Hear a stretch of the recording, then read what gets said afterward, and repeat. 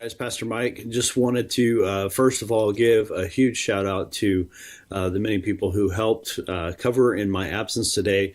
Just know that I'm at home, just not feeling well, but hope to be back with you shortly. There were numerous people who offered to cover and even do this message for me, so it just speaks to the heart of Connection Christian Church and who we are. So thank you so much for your thoughts, your prayers. And we are starting a brand new series today called Tough Love. Now, when I came up with this idea of tough love, I had no idea that the youth ministry is actually doing a similar series. So we might double up on some different topics, but we also might come at it from a very different vantage point. And one of the things that I really want to bring to this is that there are a lot of things in Christianity that really boil down to love. God is love. They will know that we are Christians by our love, right? And we have this idea that love means that we just openly accept anybody, no matter what's going on in the world. And the reality is, Jesus says, I am the way, the truth, and the life, right? So Jesus, when he stepped in, he said, I am the way, right? What I say, what I do, that's what you need to do. And as disciples, as students, as followers of the way, as we're called in the early church, we follow what Jesus did. And one of the tough love pieces is that you and I need to realize that we don't always measure up, right? Chances are we're never going to measure up. But we need to understand a little something else, that tough love is actually good for us. A little hard life lesson can benefit us in many different ways. And one of the things that I said when I started doing preaching ministry is that I always just wanted to be real. I wanted to be honest and transparent. And to be quite honest, like that is a super, super hard thing to do. It's one thing to admit that you have faults and failures and struggles, that you come from brokenness. And if you've been around Connection very long at all, you've seen stories from my life of brokenness, and I've not tried to hide those, but I'm not always willing to call people out. And maybe that's you, right? If I'm going to be real, sometimes I feel like if I call people out, then maybe they'll leave the church, and it has happened. If I call people out, maybe they won't like me. If I call people out, it'll actually make me feel bad. And so I bear the burden, right? The heavy burden of, yeah, I know that it's not quite right. Yeah, I know that sometimes it didn't measure up. I know that sometimes people are frustrating and disappointing. And so if I just bear that burden, then everything will be okay, right? Because I'm the pastor and everything needs to be all right with me. And quite frankly, that's just not the case. Case in point that throughout this year, it has been an exciting ride, right? To go from in a vision, we talk about what it might look like if we raise support, make disciples, create a place where more people can come in and more people can serve. And in the course of a year, here we are in this facility. This is an amazing place. And as much as I continue to try to say it, we got to make sure that the facility does not become our mission. Over the last year, this facility has become a greater part of my mission, right? Because things need to get done, things need to get accomplished. And so, especially over the last couple months, I have spent a ton of time inside the facility, which means I know who's serving and who's not serving. I know what it takes to get projects done and what things are not maybe going to happen as quick as I'd like. I know that the cost of things is high. I know, the giving that comes along with it, but I try to struggle through that a lot of times on my own effort, right? And maybe there are some things in your life, right, that you claim to be a Christian, you claim to be a follower of the way, but in stark contrast, you're trying to do it under your own power and your own authority. And so I've been kind of on a journey, and the journey is just beginning. And that journey is that I need to abide in Jesus. John 15, if a man remains in me and I in him, he will bear much fruit, but apart from me, he can do nothing. I've talked about this passage before. It's come up in several different messages, and I think it's just so hugely important. Why? Because you and I are in a world that is super busy, and it rewards us for our busyness. It rewards us for all the things that we do. And in my situation, I can find validation in what I do for other people. It makes me feel important. It is really a way that I love and serve God. It's an act of worship. But sometimes it can be about me. It can be about the things that I do under my own power, my own authority. And in doing so, I can actually neglect my time with God.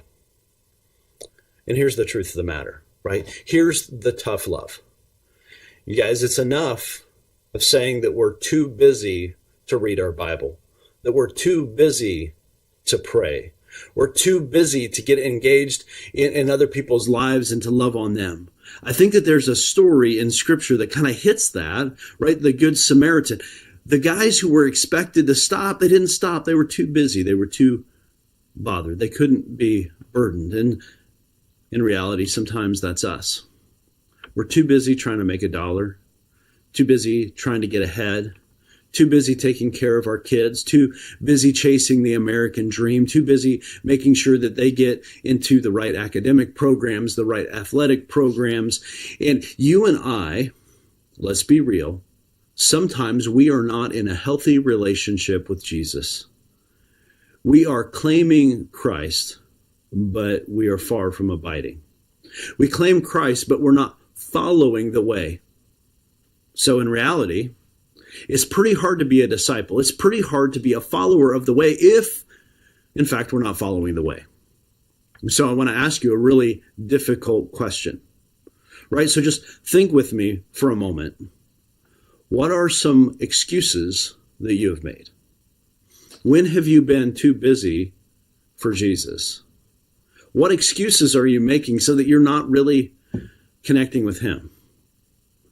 Because I know for me, and again, just being real, that I've let this thing, this stuff, consume my time. It distracts me from the vision that I need to be casting. It distracts me from the leadership I need to be developing. It distracts me from the disciples that I need to be encouraging. It distracts me from the time I need to be spending with family. It distracts me from the time that I need to be investing, just me and Jesus. And so I'm on this journey over the next year, and this is something that I hope that you see in me, that I will get back to practicing a regular Sabbath. So a Sabbath is just taking a day to recharge with Jesus. Now, I want to tell you, because the easy thing is, oh man, I need some time away. I need some me time, right? And you probably do. You probably need some me time. The world is crazy. It's busy. But the challenge is sometimes we recharge. Well, we don't.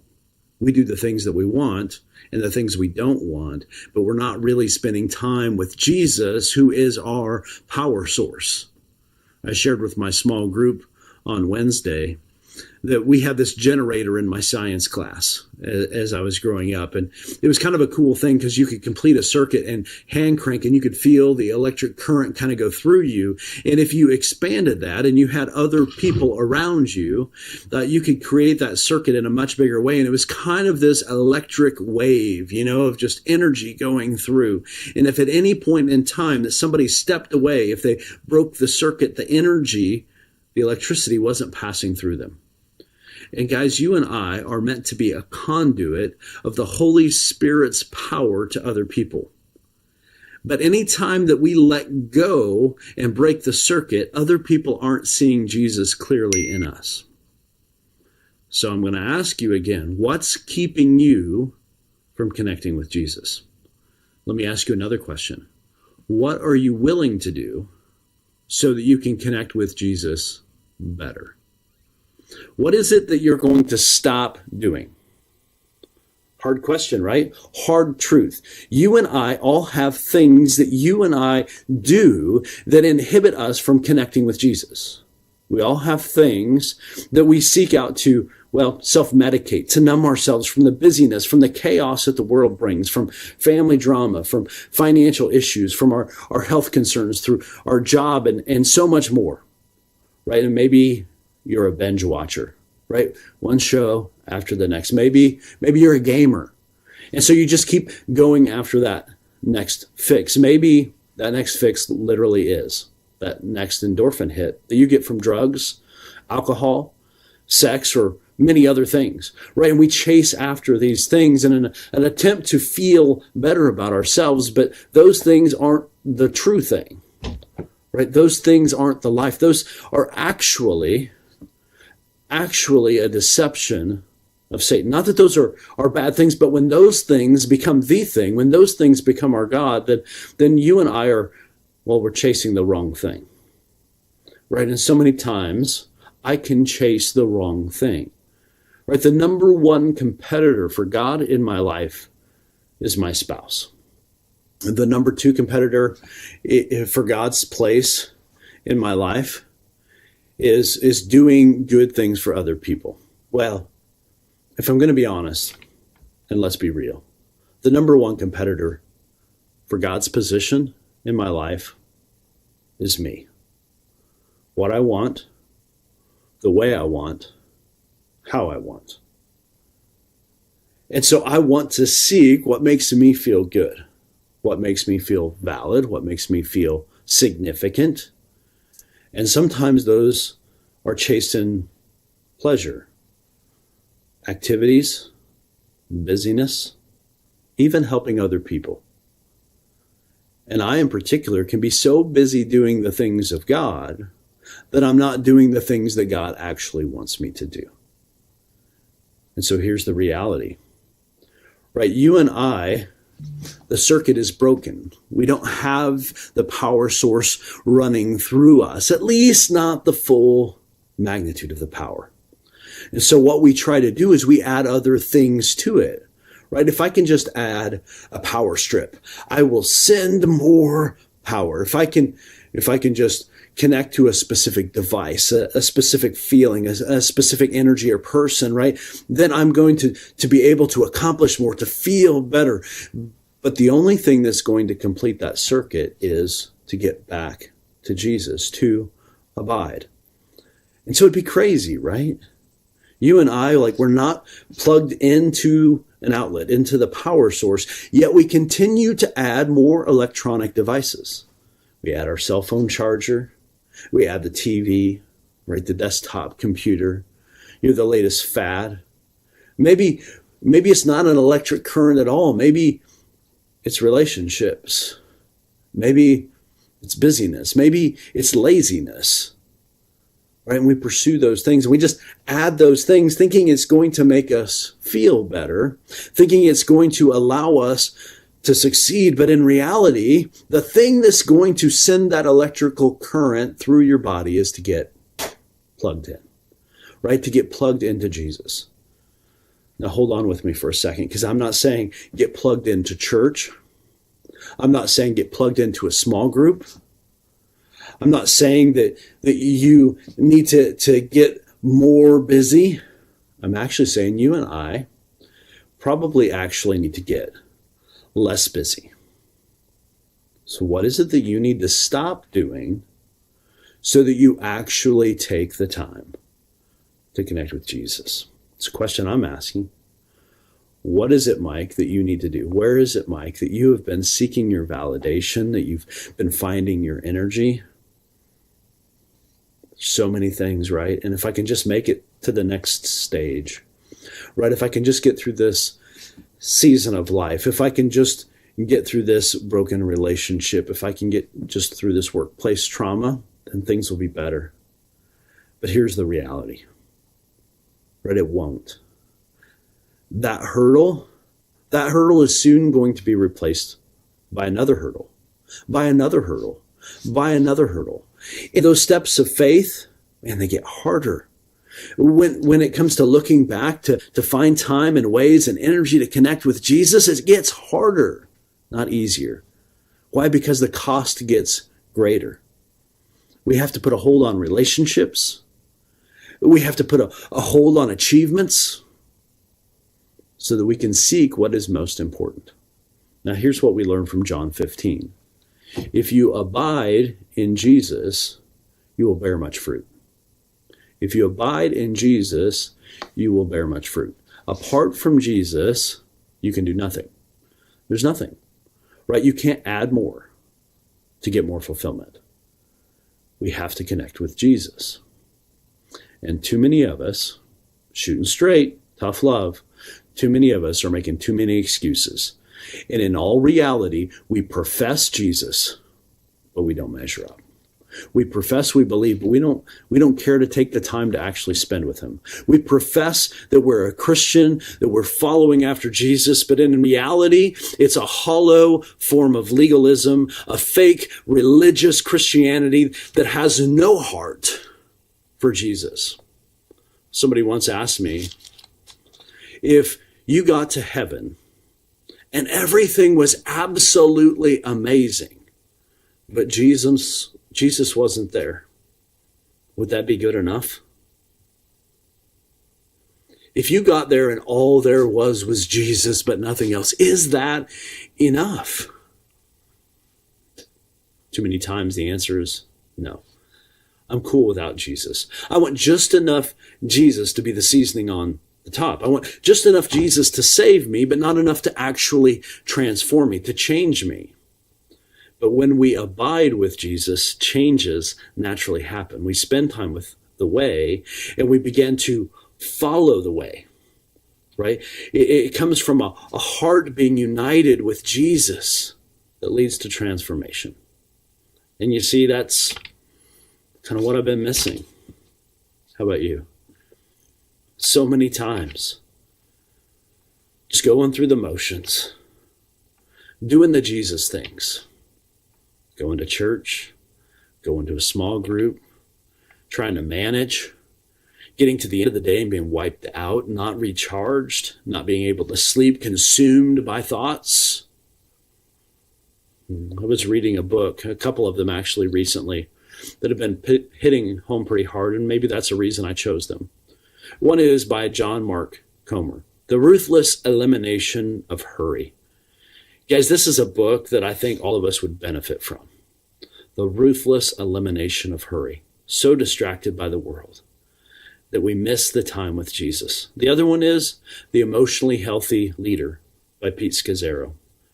Man, I just read the intro to this book, and I felt so absolutely targeted because I'm trying to lead people. I'm trying to help people. I'm trying to grow people, but I feel not charged. I feel like when I'm empty, people get less of me. I get frustrated easier. Maybe I think I'm hiding it, but let's be real. Those who are close to me know I'm not. And hopefully those who are close to me know that I'm really not trying to hide it. It's a journey that I'm on. But I remember these words coming out of my mouth, that if I can just get through this, then it'll be better. I can't stop. And maybe that's you right now. I can't stop. If I can just get through this, if I can just click. What did we say about the hurdles? More hurdles will come. More busyness will consume you. More opportunities will be before you. Can you stop right now and seek Jesus? Some of you today came to church and you are a Christian. And if anybody looked at your life, they'd be like, oh man, they meet the mark. But you know inside that you're hollow. You know that inside you're empty, you're broken. You've been busy for Jesus, but you've not been busy pursuing Jesus. I want to encourage you to pursue him.